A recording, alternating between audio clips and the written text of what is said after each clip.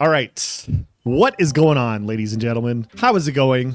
I am no one. And in today's video, I wanted to cover the latest Ashes of Creation live stream because it is substantially different than other live streams we've experienced in the past. And there was a lot of discussion about it on the Discord. And so I wanted to provide my thoughts and opinions and musings in this video. But first, let's dive into what the video is about.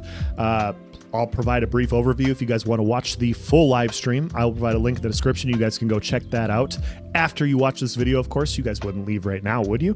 Anyways, let's just dive into the video. First things first, they did a brief overview of the Rogue. It was a pre-recorded snippet from Margaret talking about the Rogue is, what the Rogue is about. The Rogue is an archetype in Ashes of Creation, and it is very fun. I've been playing it for the last couple days. It is one of the main archetypes I've been excited for, and it does not disappoint so far. It does not disappoint. I've been having a lot of fun with it. But this stands in stark contrast to other live streams in the past because other live streams, we've gotten a full-on replay, a full-on playthrough of specific archetypes. We got one for the cleric, we got one for the tank, for the fighter, for the ranger. Intrepid's even used like snippets of me talking about the ranger live stream on their live streams to talk about how excited I was at that point in time. And so I kind of expected a full live stream for the Rogue specifically, and it was snipped down into a smaller detail, just kind of highlighting, you know, the Rogue is online and live and available to test. And then they dove into Naval and showed a ship. Long story short, the tropics, some of their LOD was not working properly yesterday, and so they had to get a fix in, so they decided to go to the Riverlands to show, you know, what the naval combat kind of looks like right now. Now, obviously, these are the first iterations. If you guys have been following along with Alpha 2, you know everything that is in its first iterations. All of the archetypes are in their first iterations. They're level 25 of level 50. It's only one archetype instead of two archetypes meshed together to create classes. All of the weapons aren't online. The introductory portions of the freeholds are there. Nodes only go up to level 3 of their overall max level. There's no vassalization yet. Caravans don't have defensive buffs yet. All these things are introductory stages. And Naval is no different. This is the introductory Naval version. And so we got to watch them shoot gumballs at each other, which is their spell cannons, which is highly amusing. If you guys want to go check those out, I kind of hope they keep them because they're hilarious to me. But they had a naval battle around Carfin.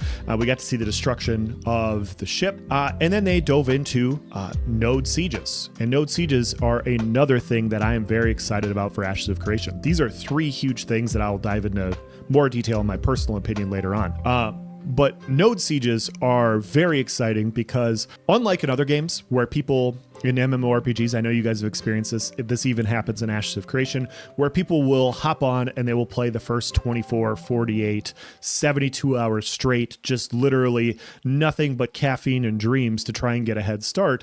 And in some games, you get such a huge advantage, you can basically leverage that advantage throughout the rest of the game, because you're just so far ahead of the curve that you can tone it back, but you're still ahead of everybody else. And this has been common in MMORPGs throughout the past, and there's not a whole lot you could do when people land race out and take control of things. In Ashes of Creation, yes, that works, but only for a period of time, because you see things can be destroyed. And so if an entire node decides to rush out and they level up their node quickly and they get everything taken care of and they're able to leverage their power and influence over a large portion of the rest of the community, they will be able to do so for X amount of time. And that X amount of time depends on their skill level, depends on their gear level, depends on how far they advance and those sorts of things. You know, they have to be good in order to do this for a long period of time. But at some point, they're going to create an opposition if they're dicks. People are going to want to knock them down. And if they create enough opposition, this opposition may want to create a node siege. And what happens with the node siege when you're successful in its final form, you destroy their node. You literally destroy it. All the resources that are inside of it get locked up. When you destroy the node, the resources, some of them get destroyed and some of them the city turns into rubble, and it turns into a full-on PvP zone for a couple days where you can go out, PvP other people, collect things in the rubble. This is the part that is awesome for me, is because things will be overturning. which, you know, some people aren't so excited about. They don't like the idea of drastic amounts of change, but this is stuff that I'm excited about. It's got a heavy investment cost. They announced on the live stream that you will need 1,000 gold in order to declare a node siege, which makes sense. Like, if you want to destroy another node, it should be a heavy investment to do so. And so this all makes sense to me. We are only going to get the introductory stages where we have the node siege we get to play through. Currently, there will be no destruction. So resources won't be destroyed yet, not yet, and there will not be a rubble-based area afterwards with full-on PvP. But this is the stuff that I am super excited about. I'm excited to pour through the ashes like a loot goblin and just taking all this stuff. But we got to start somewhere first. And going through what the siege actually is, even though it's not a main player loop that I want to participate in. Well, it is a player loop I want to participate in, but it's not my main player loop. It's still exciting to see come online. And so these are the main things that they talked about. They also did a discussion about what their future gathering will be. For those of you guys that don't know, they already have made some changes to their static node gathering. I know that's a pain point for some players, so I wanted to bring that up in this video. No longer is it on a timer. Apparently it's in the resources are still in the same spot, but the timer is scattered. And so literally, like, you can't just log out of a character, come back 2 hours or 4 hours later, log in, chop the tree, mine the ore, and then log out again. You actually have to sit there and wait and spend time in game if you want to get that resource. It's still in the same spot. It can still be contested now, but yeah, like you actually have to spend your time doing so. And so I think that's a good change. Obviously, that's not the final form that they're going through. Nothing that I've mentioned so far is the final form. And so, yeah, that was what they talked about in the live stream. So I saw some comments in the Discord. I saw some comments of people talking about, you know, why didn't they lean more into Rogue? And the thing is like I said in the beginning, times are changing, guys. Like there was a point in time during live streams where they would only go into detail on one archetype. This latest content release is fucking massive. How massive Naval is. A huge portion of the map is open seas, and open seas will be always on PvP. This is going to have some of the best resource drops. This is going to have some of the best loot that is available in the game. It is a huge player loop that exists in the game that we are getting the introductory stages of. I cannot talk enough about how big of a deal it is that we're getting Naval content right now because of how important it will be on the overall map of Vera. And so this is a huge discussion to have, like saying, hey, like now you will be able to eventually start branching out into the sea. This is one of the introductory things that we got. Node sieges. Like, what other games have you guys played where literal cities can get reduced to rubble? This is a big deal. This is a huge change. This is a substantial adjustment. And obviously Rogue too. Rogue is one of my favorite archetypes. Like I said before, it's my top two. Fighter and Rogue are the two that I'm most excited about. And my baby Rogue did not get its own live stream, but I think you'd be doing a disservice to the developers as a whole if you only dove into one of these specific things for a live stream. They're all working together. They're all releasing all this content. And I think this is what we're going to get going forward, guys. I think this is the type of stuff we're going to get because, like I said during my patch note review a couple days ago, this is the largest content release that they've had.